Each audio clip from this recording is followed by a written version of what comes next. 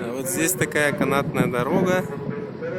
Говорят, что самая длинная в мире, но, наверное, не так.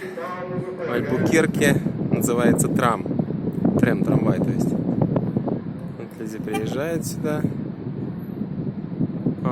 поднимаются на высоту 1 километр. Здесь тоже такие горы небольшие. Ну, в основном приезжают на машине. Вон там уже ждет следующая партия народа.